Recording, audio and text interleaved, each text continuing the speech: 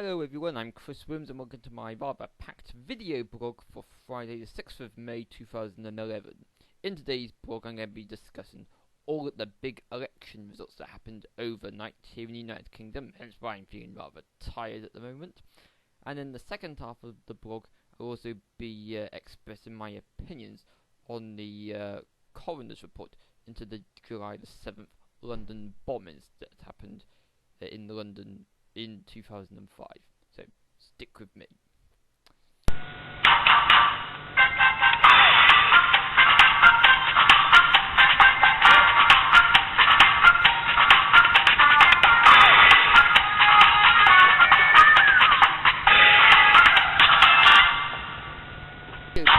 Tuesday the 19th of April.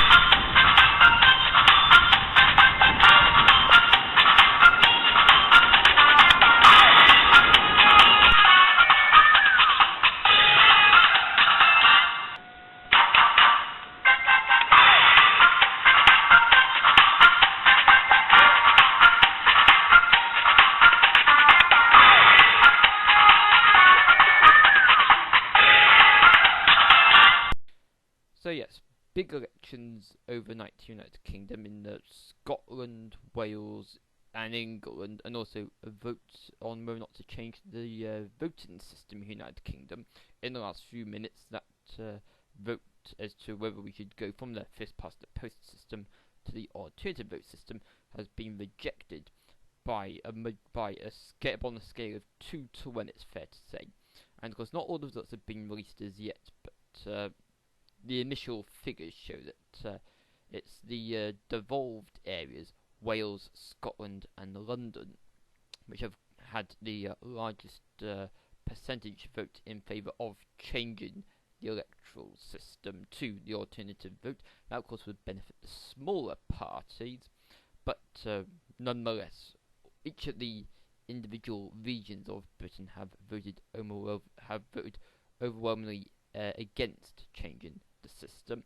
There have been some constituencies here and there which have voted to change the system, but on the grand scheme of things, they have been a very small minority. And indeed, as I blog from Wales, I'm going to spend some time now talking about the results for the Welsh Assembly election. A bad night for Plaid Cymru, the Welsh nationalists. And also, fair to say that the Liberal Democrats, who are part of the coalition government in London, but not in government here in Wales, where the devolved issues are concerned, they went backwards in terms of how many votes they had, but they did not lose as many seats as what they were expected to lose. They only lost 1 overall in the end. This constituency where this blog is recorded, this went from Liberal Democrat to Labour. I think in total Labour gained, I think it was 4 seats in total on average, but Labour lost. No, did Labour lose a seat? I'm getting myself a bit confused. I don't think. Yeah, Labour might have lost a seat on the top of list system. I'm getting myself confused here, but nonetheless, Labour went up by a number of seats.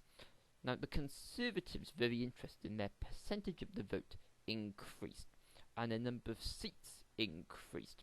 But because in the past, the Conservatives had most of their elected members through the top-up list proportional representation system, rather than through the first past the post constituency system, it meant that their party leader, Nick Bourne, lost his seat. He was personally on the Mid and West Wales top-up seat list, but because the Conservatives won Montgomeryshire and held on to Carmarthen, West and South Pembrokeshire, where I originally come from, that meant that the maths meant that Professor Bourne was unable to be elected to the Assembly this time around. Of course, that is quite interesting, a party leader losing his seat. Some say, why didn't he stand for the Montgomeryshire constituency in the first place? But I'm sure he will work to get back into the Assembly for the next election, probably through a constituency. Now, interesting that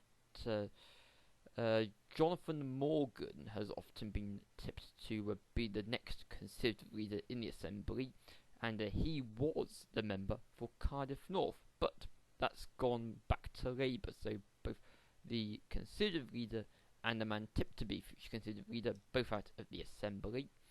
David Meldon, a top-up list member in the Vale of Glamorgan area.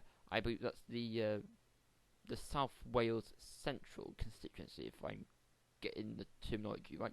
I believe that he's quite an elder statesman in the Welsh Conservative Party, but he has indicated that he will not be standing for the Welsh Conservative leadership, so it seems that one of the more recently elected members is going to try and get the job.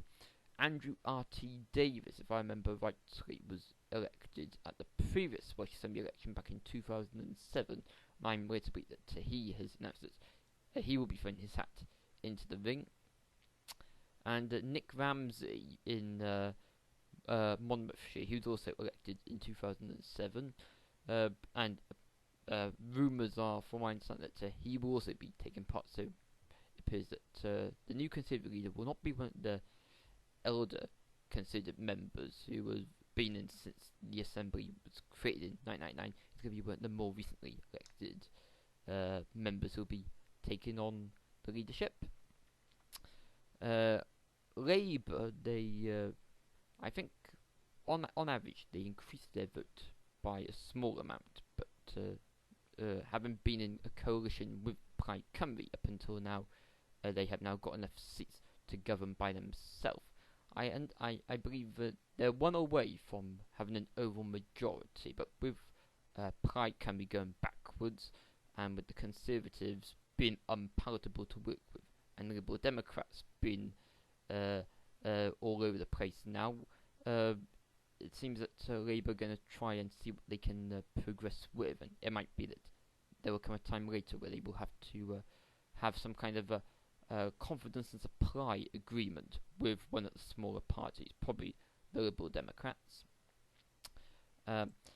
Plaid Cymru, very interested in that their Director of Policy, Nerys Evans, was previously elected to the Assembly through the Mid and West Wales top-up list, but this time around she decided to stand in the home area of Carmarthen, West and South Pembrokeshire, where I originally come from, and there she was up against the Conservative incumbent Angela Burns and the former Labour member Christine Gwiffer. It worked out that Angela Burns was re-elected, so that means that Nerys Evans is now out of the Assembly, and a big talent lost, in my opinion, and the opinion of many other people as well. Helen Mary Jones, the Deputy Leader of Plaid Cymru, also lost her seat in the Llanelli. She lost it to Labour. And there's now big pressure on Plaid Cymru leader Iwan Wyn Jones to step down. He stepped down in 2003 when Plaid Cymru had a bad showing at the polls, but he then changed his mind and was re-elected leader. So thinking about who could possibly take over from him if he resigns, well, I see that Simon Thomas, the cerebral party member from Ceredigion, he used to be the MP for Ceredigion, but then he lost his seat, and he is now in the Assembly through the top-up list system. So he might be a very valuable foot soldier for Plaid Cymru in the Assembly over the next 4 years. I believe the next Assembly election is going to be delayed because it clashes with the Westminster election. So 5 years will probably be when the next Assembly elections happen. But I think that Wales is always going to be socialist, and particularly socialist in a Labour context, rather than nationalist with Plaid Cymru or distinctly conservative. So it was guaranteed in advance that Labour were going to win, but it was the scale of the victory that people were more interested by, and whether or not they would have to form a coalition, and if so, which party would be in the best place to assist Labour in such a coalition. The Rainbow Coalition idea of the Conservatives, Plaid Cymru and the Liberal Democrats out of the question now that the Conservatives are temporarily without a leader, and seeing that Plaid Cymru and the Liberal Democrats went backwards, it's felt that rather than wanting to be in government, they wanted to go and lick their wounds to see what went wrong for them. Big news in Scotland, because the minority SNP government has now got a majority, and they've now got the freedom apparently to call a referendum on independence, where Scotland can quit Britain. Well, goodbye Scotland, if that's going to be their attitude, but opinion polls imply that they're not likely to vote for independence anytime soon, so we're stuck with Scotland. And indeed, big ramifications if Scotland were to quit the Union, because they'll take the North Sea oil with them. That contributes a lot of the wealth to the British economy. And also, the Labour Party in Westminster, they've only been able to govern in the past because of MPs elected from Wales and Scotland. England is distinctly conservative, so if Scotland were to quit the Union and subsequently take their MPs out of the Westminster Parliament, then you'll then probably end up with a permanent conservative government running what would remain of the United Kingdom, and that's something that people no doubt consider if a referendum were to be held on independence for Scotland. The Liberal Democrats suffered big council losses in the English local elections that were also held on Thursday night, Friday morning. But I think that people should get off the back of the Liberal Democrat leader Nick Clegg. They say that they don't believe what he says now. I've never believed anything he said in the past, but I've never voted for him myself. But I think that people are now getting a bit. Their battle with him is becoming personal against him rather than his party's policies, I think. I don't see him being the Liberal Democrat leader after the next election, and some people want him to quit now, but I've developed a lot of respect for him during his period of difficulties in recent times. It's now a year since the coalition government was formed, and it was in the national interest. I believe they've done quite some very good things to try and refloat the British economy, so I've got a lot of respect for Nick Clegg and the Liberal Democrats. I believe they've gone from fantasy politics to real-world mature politics, and I think that people will change their opinion about Nick Clegg and the Liberal Democrats before the next election, and that will lead to them becoming resurgent in the polls and earn back the trust which people say that they have lost. Okay, here comes an advert for my sister's sticker and trading card business, and then after that I'm going to talk about the inquest into the 7/7 London bombings that happened in 2005.